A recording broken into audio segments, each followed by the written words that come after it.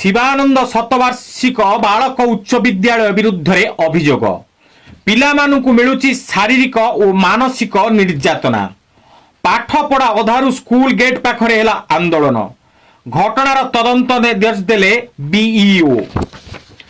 ए दृश्य होची राजधानी उपकंठ थिबा खंडगिरी निकटस्थ शिवानंद शतवार्षिक बालक उच्च विद्यालय परिसर एटी पिलामाने करूछंती आंदोलन नाराबाजी कंपुची खंडमंडल पिलांकु बुझाइबाकु पाखरे अछंती ना स्कूल कर्तृपक्ष ना अभिभावक समस्तंक मुहरे गोटिए कथा स्कूल हॉस्टल रे भलो खाइबाकु मिलु नाही आ गुरु माने पिलांकु निस्तुक माड़ मारुछंती घंटाई कि 2 घंटा नुहे 5 घंटा काल पिलाई आंदोलन करिबा परे खंडगिरी थाना पुलिस घटना रे पहुंचीतिला। शेषरे एही मामला थाना को जाइथिला।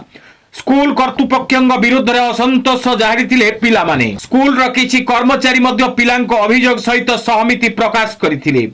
शिक्षक एवं अभिभावक समस्ते एकाठी होई पिलामानक अभियोगर तदंत हेबो बोली दाबी जोरदार करिबारु ब्लॉक शिक्षा अधिकारी प्रज्ञा परमिता जेना घटनार तदंत निर्देश देइचंती।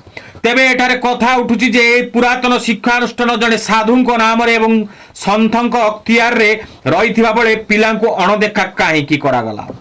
एठारे पिलांकु शारीरिक मानसिक निर्यातना मिलुथिले मध्य ए कथा पिलांक ठारू अवगत कि नाही अभिभावक जदि अभिभावक मानंकु सब आगुरु जानिथिले काहेकि स्कूल विरुद्ध रे आगुरु मुह खोलु नथिले।